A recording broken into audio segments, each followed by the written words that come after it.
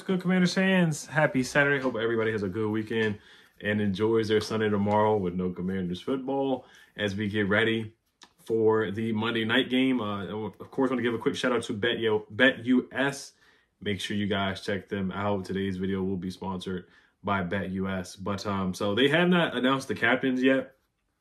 They usually do, I guess, like the day before the game. So I guess they'll either announce them. They usually announce them on Friday when the game's on Sunday. So either Dan Quinn probably will announce it today. The three captains, I'm guessing, I think Tressway will finally be named the captain, or it might even be Austin Seibert, who knows. And maybe B-Rob or Jaden from the offensive side of the ball. And then from the defensive side of the ball was Cleveland Farrell 1 week. So probably Bobby Wagner finally or Frankie Louvu. Those two guys were not named captains. As Frankie Louvu actually was named a captain last week. Bobby Wagner has not been named a captain yet, so I think Bobby Wagner will be named a captain, or maybe Ben St-Juste. Joe Witt Jr. in the presser yesterday, he said like 4 guys that have been playing well or that have played up to his standard, I guess. And he named Ben St-Juste, Frankie, and I want to say Bobby, if I'm not mistaken. It was somebody else, I can't remember. But I think one of those guys will be named, and from special teams, will probably be like Cyborg, Austin Cyborg, named as a captain today. So yeah, let's go over the injury report, and then we'll go to keys to victory to do this preview here. So, and then I'll give my final prediction. Of course, NFL Network, they all picked the Bengals to beat us, so I'm not surprised by that. It is what it is. We are underdogs.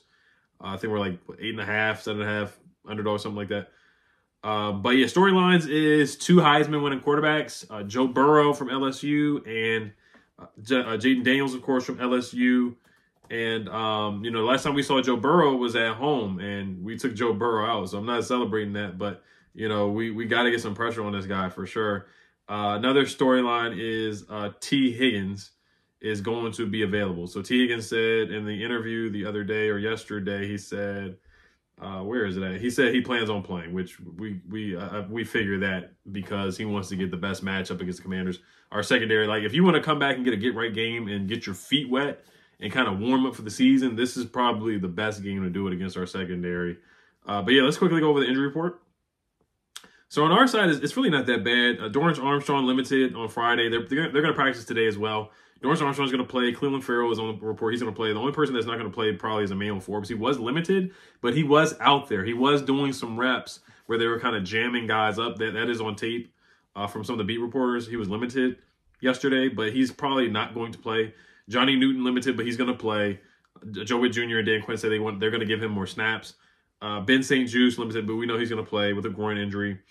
He did pop up on the report this week, so this is the first time he's been on the injury report this season.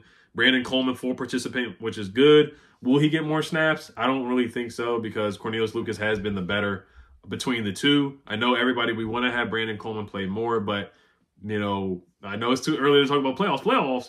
But, you know, if we're trying to win games, the best guy has to be out there. I think Brandon Coleman eventually will be the better player. But right now, Cornelius Lucas, for the first 2 weeks, has been the better player. He did a better job against Kayvon Thibodeau, where Brandon Coleman lost 2 reps against Kayvon Thibodeau. Quan Martin, hamstring injury, full participant in practice. So like I said, so far, knock on wood, 2 games, we're pretty darn healthy. The Bengals on the other side, they're pretty banged up. Their defensive line is really banged up. And I think that's where we really have to attack them in this game. They're on their like 6th defensive tackle. They signed a guy named Lawrence Guy, who was a free agent. So they brought back KJ Henry to the active roster, a former familiar face with the Commanders. So the defensive line is really, really banged up. Von Bell, back injury limited, did not participate on Friday. So we'll see if he plays. Tanner Hudson did not participate. They're tight end, knee injury, but they have Mike Gesicki anyway. Defensive tackle Sheldon Rankin did not participate with a hamstring injury, so he most likely will not play. BJ Hill, they're saying most likely will not play, their defensive tackle as well. Mike Gesicki on the injury report, limited, but he's going to play. T. Higgins is going to play. Chris Jenkins, defensive tackle, thumb injury, limited. He most likely will play. And then tackle Armarius Mims, pectoral injury, limited.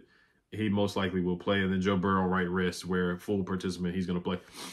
He did struggle with a wrist injury in the first game, but the second game he did look better against the Kansas City Chiefs. So they are pretty banged up, though, with their defensive line. All right, so that's a better for injury report. So let's get to BETUS. Shout out to BETUS, guys. Make sure you guys check them out. They have a 150% deposit bonus on your first 3 deposits up to $2,000 with code YouTube150. So first-time users, you get a 150% deposit match up to $2,000 on your first 3 deposits on BETUS. That's a darn good deal, guys, using promo code YouTube150. Fastest payouts in the industry as well. You get 10% back on your net losses twice a year. So a darn good deal with BETUS. So let's go over some player props.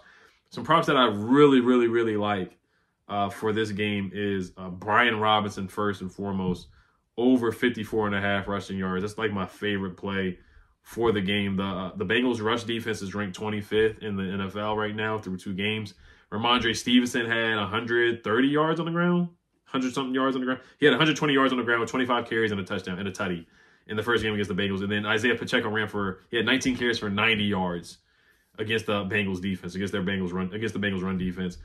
He didn't have a touchdown. And then also Jacoby Brissett, even Jacoby Brissett got in the mix. He had 7 carries for 32 yards against the Bengals rush defense. So I think we have to run the football. I mean, that's our bread and butter. That's our identity. B-Rob had an excellent game against the Giants. Didn't really get it going against the Buccaneers. But this team, I think he should have at least 16, 17 carries. Also, 12.5 rush attempts for Brian Robinson. I would take the over on that. I would smash the over on that. Also, Terry McLaurin, over 3.5 receptions. I would take the over on that. Even though we haven't really got the ball downfield to him, but he's getting catches, like the little screen passes, which I'm not the biggest fan of. But even Cliff Kingsbury in his press conference said they got to get Terry McLaurin the football. So I think 3.5 is very low for Terry McLaurin. Over 1.5 passing touchdowns for Joe Burrow. I would take the over on that because our defense is just awful. And Baker Mayfield threw for 4 passing touchdowns.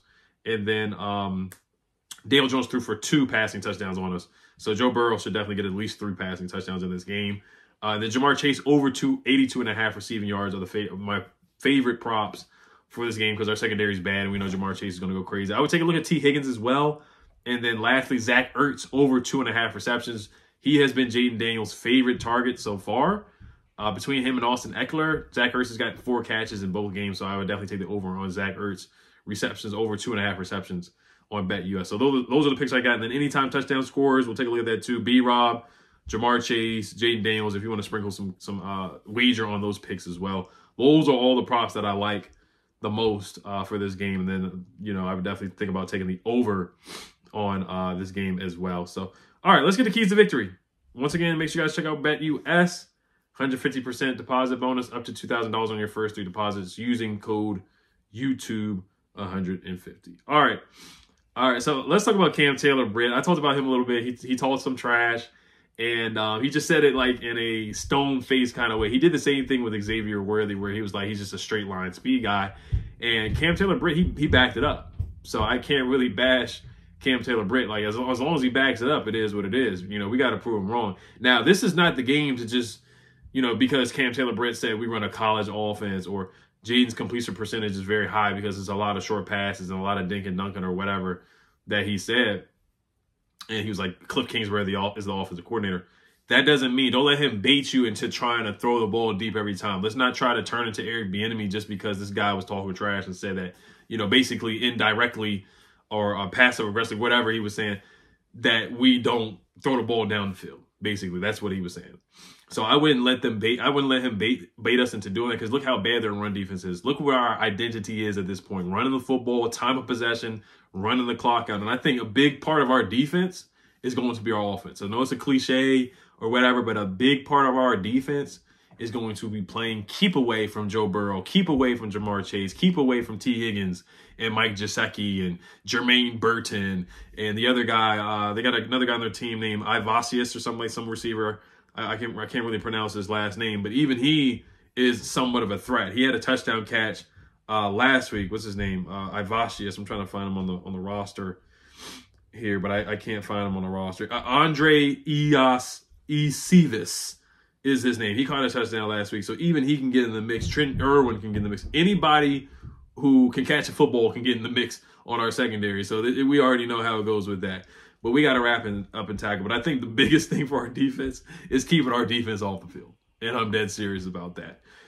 So key is getting B-Rob. B-Rob's got to get at least 15 touches, like no less than 15 carries. No less than 15 carries, right? Whether it's, you know, out of the shotgun, whatever, 13 personnel, 12. He's got to get at least 13, at least, I would say at least 15 rush attempts for B-Rob. You got to get him the football. Sprinkle in Austin Eckler there too. Maybe 5 carries for Eckler as well. We know Jaden's going to get his carries off of scrambling and off-script kind of plays. But B-Rob's got to get his touches. He's got to run the football at least 15 times. I think that's a winning formula. If B-Rob, because Ramondre Stevenson ran the ball 25 times, they won. And Isaiah Pacheco ran the ball 19 times and they won. So it's got to really be, in my opinion, at least 19 carries. No minimum, no less than 19 carries for B-Rob on Monday Night Football. They are 0-2. Their backs are against the wall. We know they're better than 0-2. We know they're a better team than that. They always start off slow.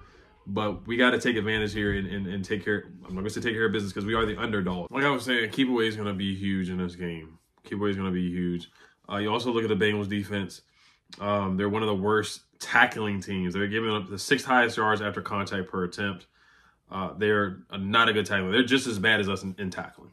So we got to break tackles, and B-Rob's doing a good job of doing that. He did a great job of doing that against the Giants. All right, offensive key is touchdowns, not field goals. I mean, that's another obvious one there too, but not for us. How many penalties did we have in the red zone last week against the Giants? 5, 4.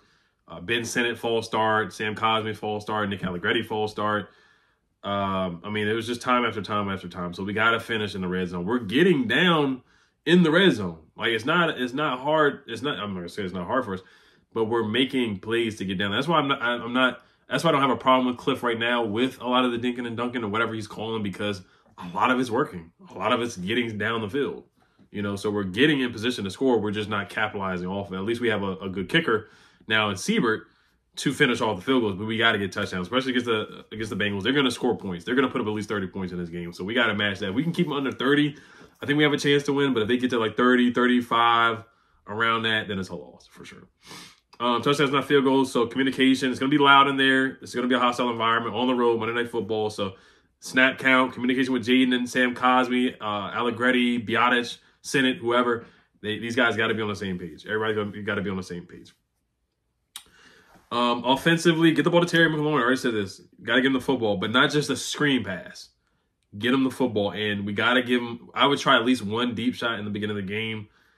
Give him some contested catch opportunities. That's where Terry's at his best. He led the league in contested catches for a couple years. That's what he does. You know, I mean, he's not the best separator in the world. He's not the fastest guy in the world, even though he is darn fast. But he is one of the toughest guys in the NFL. We all can agree on that. Whether you agree he's a number 1, a number 2, whatever, elite or not, we can all agree he's a tough, hard-nosed football player that will go up there and get the football. What else? Third down conversions, keep it at the sticks, no penalties. Jaden Daniels, settle down and see the field. There were some plays where people disagree with me that he missed Noah Brown last week or he missed Luke McCaffrey. It's just an observation. Jaden Daniels has done a great job. He's Rookie of the Year, in my opinion. I think he's going to win Rookie of the Year. But it's okay to say he needs to improve some areas. There's some times where he can run the throw instead of run to get the first down. Now, I don't want him to stop running to get a first down. I love that part of his game. That's what makes him him. That's what makes this offense even better. We can open this offense even more. But sometimes I do want to see him run to throw. You know, Luke McCaffrey's been open sometimes. You know, Terry's been open sometimes. No Brown, Zach Ertz. So I think that second half against the Giants was where he really improved in the passing game, and I want to see him improve in the passing game. Now, the Bengals game may not be the game to do it because they are second in the league in passing yards allowed. They're a good pass defense. Cambridge Taylor's been good this year. He's been the number 1 corner in the NFL so far. He had the interception on Pat Mahomes. They had 2 interceptions on Pat Mahomes last week. So they're a good pass defense. They're a legitimate pass defense in secondary. They just can't stop the run. Get Terry involved. Look for Noah Brown. He needs more snaps. Luke McCaffrey. Keep this chemistry going with Zach Ertz and Austin Eckler. I don't mind the screen passes to Austin Eckler. The screen passes to Terry are the ones not working right now. And the guys, they have to block better. Luke McCaffrey has to block better. And Terry has to block better. The wide receivers have to get more physical in the run game. And even for the screens, they have to get more physical in blocking for screens. They have to improve in that area. But that's it for the offense, really. No turnovers, turnover battle, all of it. Obviously, convert in the red zone, time of possession, keep away, run the clock, run the football, and just keep it simple with this game. B-Rob, a big formula with B-Rob, big formula with Eckler, and Zach Ertz. Get the ball to Terry, Noah Brown, and Jaden, be yourself too. If you got to run, go ahead and run. If you see a lane, go ahead and see it. But if you do take some time and see down the field, take some time and try to do that as well. Also, Seabird make your kicks. He's been doing a great job, so nothing to really complain about him at all at this point. And then Dan Quinn analytics, when to go for 2, when to go for it on 4th down, clock management, when to call a timeout, when to throw the challenge flag. The first game he didn't do too great on that, but the second game I thought he was better. Cliff Kingsbury did a good job of snapping the football quickly. So just mental things that you don't think about before the game sometimes. So those things, the little analytical things, they have to be on point with this. No margin for error for the most part against a really good team. All right, defensively, I don't have much because I just think personnel-wise, we are disadvantaged. We have a disadvantage personnel-wise on the secondary. Contain Trey Hendrickson is a big one for the offense. His pass rush, that's the last offensive key for me. You may have to double him, chip. Just keep him out of the backfield, basically. Defensively, I would be physical with Jamar Chase. I know he's a physical guy, but the Chiefs were able to get in his head a little bit. He got the flag and whatever. They were able to mess with him a little bit. So I would try that. Keep Ben St. Juste on him. He's our best corner at this point. Do not put Michael Davis on him. Do not put, I think, and then Malfoy's not playing, but I would just keep Ben St. Juste. If he has to follow him, it is what it is. But you have T. Higgins on the other side, too, and Jermaine Burton that can hurt you. So I would just say nothing cheap, nothing deep. Keep everything in front of you. No big plays. If it has to be a bend, don't break kind of defense, so be it. Stop the run, though. They have struggled to run the football. Zach Moss is a downgrade from Joe Mixon. Stop the run first and foremost. Get pressure. Deron Payne, John Allen, they got to wake up. They got to wake up. We got to see pressure from those guys, and they have to finish on those tackles. Dorrance Armstrong, wherever you've been at, he's got to wake up. Clem Farrell has gotten a couple sacks, but, we need more pressure from him, too. Do they activate Justin Hollins? Do they activate Jamin Davis? Do those guys play it to get some more athletes pass rushing? Dante Fowler, what does he do? Does he wake up? Tackle, tackle, tackle. Jeremy Chin, this is his last chance, in my opinion. Michael Davis, if he plays, this is his last chance. Those guys have done an awful job wrapping up. They have to wrap up and tackle, especially against Jamar Chase, especially against T. Higgins, especially against Gesicki and Jermaine Burton, those guys. Got to wrap up. Communication on the back end has been awful. How does Quan Martin communicate with other guys? How does Jeremy Chin communicate with other guys? Does Bobby Price get elevated? Other guys, how do they communicate on the back end? Mikey Sanders still is going to have a tough task this weekend as well on Monday night. Third down defense, manufacturer pressure, talked about that. They got to get off the field and get stops on third down, but I think we're going to have to be a bend, don't break kind of defense right now at this point. But all right, guys, that's really it for me for the keys. It's really time of possession is going to be the biggest one. Like, if we can dominate time of possession like we did against the Giants, I think we have a chance to win the game. We have a chance to win the game. And then the Bengals have the 9th lowest run stuff rate, which basically means their defensive tackles are not good at this point. They're giving up the 3rd highest missed tackle rate, which I already talked about that as well. But all right, let's get into the prediction here. I have us losing 31-20. I just think that their offense is a little too high powered for us right now, for this defense. Now, if we cannot convert on third downs and keep them off the field, it may be a long night. But if we can run the football, convert on third downs, I think we have a chance. But if it's up to the secondary and tackling and whatnot, Jamar Chase is going to have a big day. T. Higgins is going to have a big day. Mike Gesicki, but I really see Jamar having a good day, and really Jamar for the most part, having a good day. That's what I see. And we got to get Terry involved, but we got to run the football. That's our identity. So I don't think this is a game where we try to, open up the passing game. This is a game where we need to stick to our identity. Win, lose, or draw, let's just keep this game competitive, in my opinion. But I have us losing 31-20. I can see 31-20. I can see 30-24, 30-23, 31-23. I can see something like that, but the Bengals are definitely going to get into the 30s for sure. So you guys let me know what you guys think. I think Jaden has a good game. This might be the game where he has his first interception, unfortunately, just because it is a tough defense, and we're going to be playing from behind at some points, I feel like. But they want to get a lead. Like, that's the biggest thing. The Bengals, they want to have a fast start so we have to play from behind, and we don't run the football that much. But even if we are behind, I want us to stick to our identity of running the football. But I have us losing 31-23. You guys let me know what you guys think. Once again, shout out to BETUS as always. Make sure you guys take advantage of their promo code YouTube150 as well. Hell's Commanders, have a good weekend. Peace.